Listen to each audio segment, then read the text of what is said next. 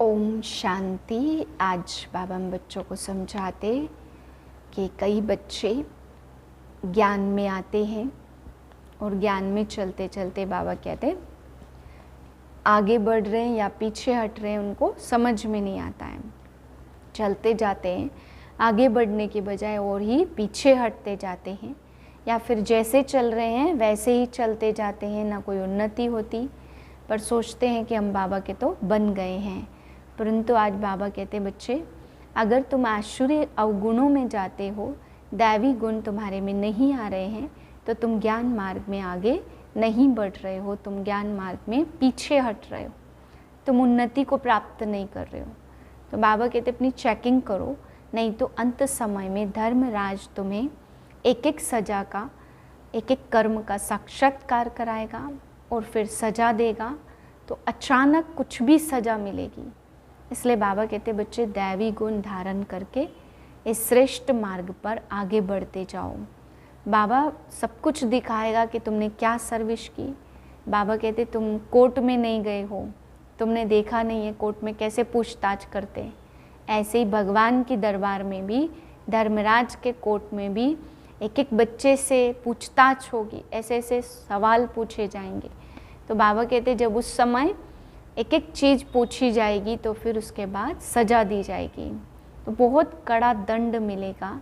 इसलिए बाबा कहते बच्चे पहले ही अपनी उन्नति करो, बाबा की सर्विस करो, बाबा को याद करो, और अगर आसुरी अवगुणों में जा रहे हैं दैवी गुण के बदले तो पीछे हट रहे हैं। इसलिए अपनी चेकिंग करके आगे बढ़ना है। फिर बाबा कहते अगर आप सच्चे हैं तो सच तो बीठो नच।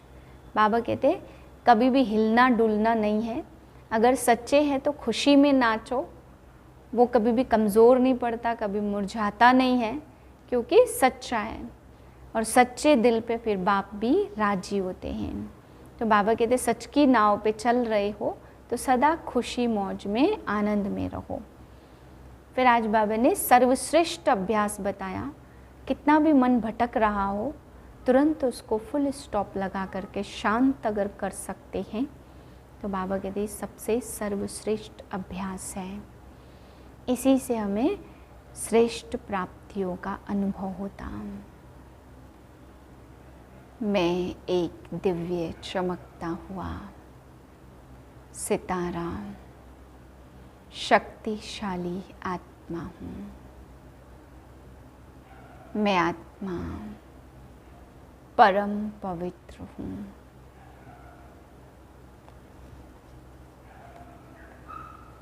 दस 7/2024 के महावाक्य हैं। मीठे बच्चे, अब सतो प्रधान बन घर जाना है, इसलिए अपने को आत्मा समझ निरंतर बाप को याद करने का अभ्यास करो। उन्नति का सदा ख्याल रखो। प्रश्न है, पढ़ाई में दिन प्रतिदिन आगे बढ़ रहे हैं या पीछे हट रहे हैं, उसकी निशानी क्या है? उत्तर है, पढ़ाई में अगर आगे बढ़ रहे हैं तो हल्केपन का अनुभव होगा।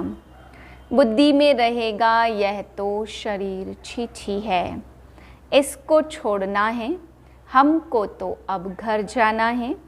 दैवी गुण धारण करते जाएंगे।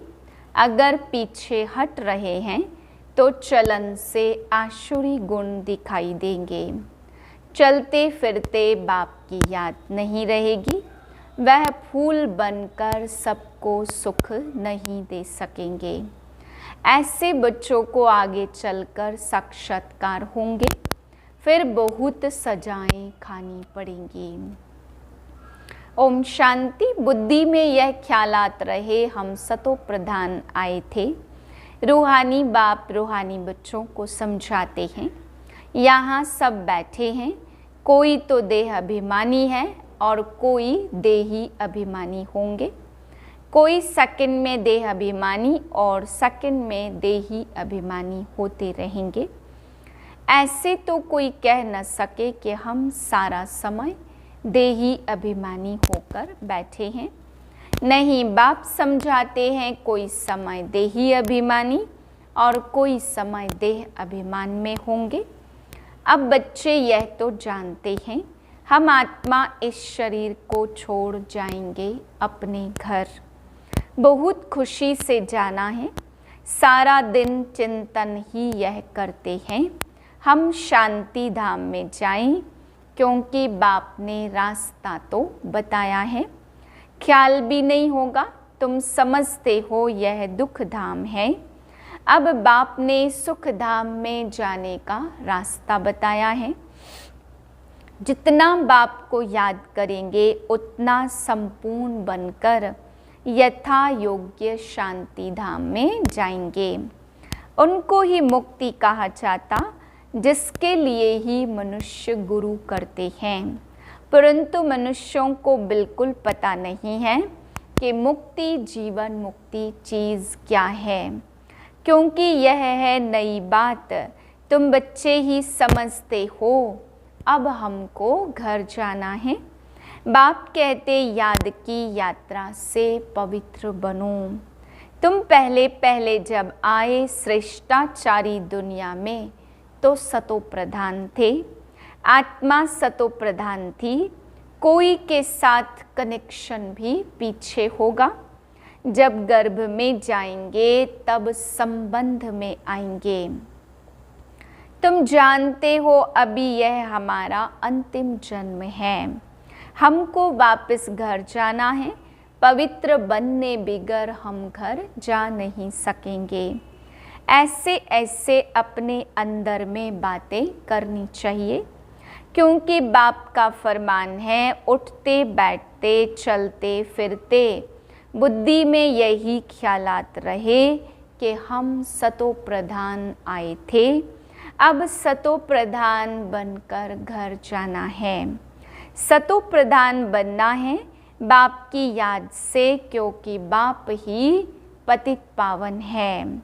हम बच्चों को युक्ति बताते हैं कि तुम ऐसे पावन हो सकेंगे।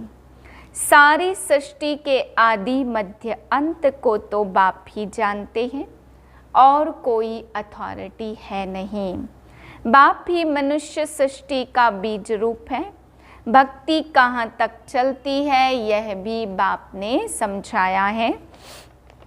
इतना समय ज्ञान मार्ग और इतना समय भक्ति, यह सारा ज्ञान अंदर में टपकना चाहिए। जैसे बाप की आत्मा में ज्ञान है, तुम्हारी आत्मा में भी ज्ञान है। शरीर द्वारा सुनते और सुनाते हैं। शरीर बिगर तो आत्मा बोल न सके। इसमें प्रेरणा व आकाशवाणी की बात होती नहीं। भगवान वाच है तो जरूर मुख चाहिए, रथ चाहिए। गधे घोड़े का रथ तो नहीं चाहिए ना। तुम भी पहले समझते थे कलयुग अभी 40,000 वर्ष और चलना है। अज्ञान नींद में सोए पड़े थे, अब बाबा ने जगाया है। तुम भी अज्ञान में थे, अब ज्ञान मिला है। अज्ञान कहा जाता है भक्ति को। अब तुम बच्चों को यह ख्याल करना है, हम अपनी उन्नति कैसे करें, हम ऊंच पद कैसे पाएं, अपने घर जाकर, राजधानी में जाकर ऊंच मर्तबा पाएं। उसके लिए है याद की यात्रा। अपने को आत्मा तो जरूर समझना है। हम सब आत्माओं का बाप परमात्मा है। यह तो बहुत सिंपल है, परंतु मनुष्य इतनी सी भी बात नहीं समझते। तुम समझा सकते हो कि यह है रावण राज्य, इसलिए तुम्हारी बुद्धि भ्रष्टाचारी बन गई है। मनुष्य समझते हैं जो विकार में नहीं जाते हैं वह पावन है। जैसे सन्यासी हैं तो बाप कहते वह तो अल्प काल के लिए पावन बनते हैं।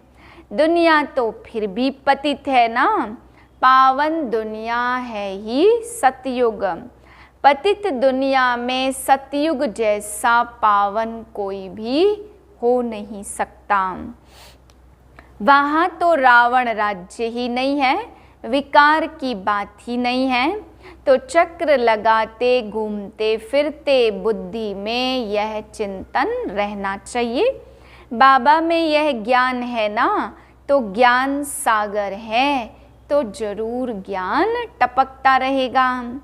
तुम भी ज्ञान सागर से निकली हुई नदियां हो, वह तो एवर सागर ही है, तुम एवर सागर नहीं हो। तुम बच्चे समझते हो हम तो सब भाई भाई हैं, तुम बच्चे पढ़ते हो, वास्तव में नदियों आदि की तो बात ही नहीं है। नदी कहने से गंगा जमुना आदि कह देते हैं। तुम अभी बेहद में खड़े हो, हम सब आत्माएं एक बाप के बच्चे भाई भाई हैं। हमें वापस घर जाना है, जहाँ से आकर शरीर रूपी तख्त पर विराजमान होते हैं।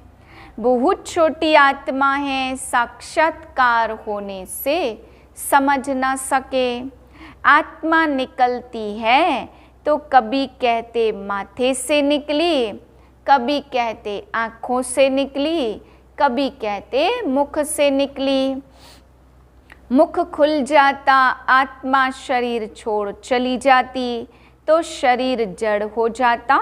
यह ज्ञान है। स्टूडेंट की बुद्धि में सारा दिन पढ़ाई रहती है। तुम्हारे भी सारा दिन पढ़ाई के ही ख्यालात चलने चाहिए। अच्छे अच्छे स्टूडेंट के हाथ में सदैव कोई न कोई किताब रहती है, पढ़ते रहते हैं। बाप कहते तुम्हारा यह अंतिम जन्म है, सारा चक्र लगाकर अंत में आए हो, तो बुद्धि में यही सिमरण होना चाहिए। धारणा कर औरों को समझाना चाहिए। कोई को तो धारणा होती ही नहीं है। स्कूल में भी नंबरवार स्टूडेंट होते हैं, सब्जेक्ट भी बहुत होती, यहाँ तो सब्जेक्ट एक ही है। देवता बनना है, यही पढ़ाई का चिंतन चलता रहे।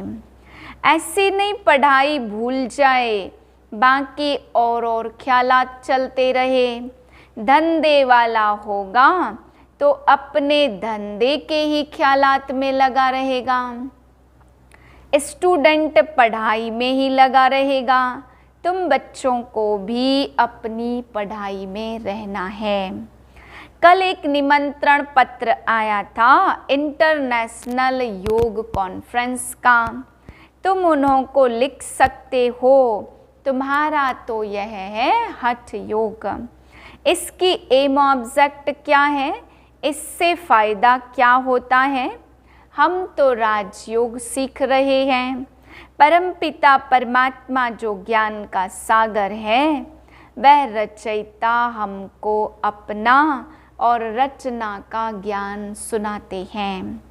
अब हमको वापस जाना है मन मना भव। हम बाप को और बाप द्वारा जो वर्षा मिलता है उसको याद करते हैं। तुम यह हठ योग आदि करते आए हो, इसकी एम ऑब्जेक्ट क्या है? हमने अपना तो बताया कि हम यह सीख रहे हैं। तुम्हारे इस हठ योग से क्या मिलता है? ऐसा रेस्पॉन्ड नटशेल में लिखना है। ऐसे ऐसे निमंत्रण तो तुम्हारे पास बहुत आते। ऑल इंडिया रिलीजियस कॉन्फ्रेंस का तुमको निमंत्रण आए तो तुमको बोले आपका एम ऑब्जेक्ट क्या है, तो बोलो हम यह सीख रहे हैं। अपना जरूर बताना चाहिए, क्यों यह राजयोग तुम सीख रहे हो। बोलो हम यह पढ़ रहे हैं, तो हमको पढ़ाने वाला भगवान है। हम सब ब्रदर्स हैं। अपने को आत्मा समझ माँ कम याद करो तो तुम्हारे पाप कट जाएंगे। ऐसी ऐसी लिखत बहुत अच्छी रीति छपा कर रख दो। फिर जहाँ जहाँ कॉन्फ्रेंस आदि हो वहाँ पर भेज दो। कहेंगे यह तो बहुत अच्छे कायदे की बात सीखते हैं। ऐसे ऐसे विचार सागर मंथन कर फर्स्ट क्लास लिखत बनानी चाहिए। उद्देश्य तुमसे पूछ सकते हैं, ऐसे लिखने से टेम्पटेशन होगी? इसमें कोई हठ योग या शास्त्रार्थ करने की बात नहीं। उनको शास्त्रार्थ का भी कितना अहंकार रहता है। वे अपने को शास्त्रों की अथॉरिटी समझते। यह तो क्लियर कर लिखना चाहिए। हम क्या सीखते हैं? बीके का नाम तो मशहूर हो गया है। योग तो दो प्रकार का है, एक है हठ योग और दूसरा है सहज योग। वह तो कोई मनुष्य सिखला न सके। राजयोग एक परमात्मा ही सिखलाते। वहाँ देवताओं को तो किसके मत की दरकार नहीं है। सीढ़ी बड़ी अच्छी है, जो तुम्हारे दिल में है वह इस सीढ़ी में है। सारा मदार पढ़ाई पर है। पढ़ाई एक ही है, फिर कोई क्या बनते कोई क्या बनते। वंडर है एक ही पढ़ाई से राजधानी स्थापन हो जाती। राजा भी बनते तो रंक भी बनते। बाकी वहाँ दुख की तो कोई बात होती नहीं है। मर्तबे तो है ना, यहाँ अनेक प्रकार के दुख हैं। फैमन है, बीमारियां हैं, अनाज आदि नहीं मिलता। फ्लड्स आती रहती। भल लखपति है, करोड़पति है। जन्म तो विकारों से ही होता। धक्का खाया, मच्छर ने काटा, यह सब दुख है ना। नाम ही है रो रो नरक। पॉइंट्स तो बाबा बहुत अच्छी सुनाते। नहीं मानते तो समझा जाता यह हमारे कुल का नहीं है। पढ़ाई में दिन प्रतिदिन आगे बढ़ना है, पीछे थोड़े ही हटना है। दैवी गुणों के बदले आसुरी गुण धारण करना, यह तो पीछे हटना हुआ ना। बाबा कहते विकारों को छोड़ते रहो, दैवी गुण धारण करो, बहुत हल्का रहना है। नहीं तो आगे चलकर तुमको बहुत बहुत सजाएं खानी पड़ेंगी। आगे चल तुमको साक्षात्कार होंगे, पूछेंगे तुमने क्या सर्विस की। तुम कभी कोर्ट में नहीं गए हो, बाबा ने सब कुछ देखा है कैसे लोग चोरों को पकड़ते हैं। फिर केस चलते तो वहाँ भी तुमको सब साक्षात्कार कराते रहेंगे। सजाएं खाकर फिर पाई पैसे का पद लेंगे।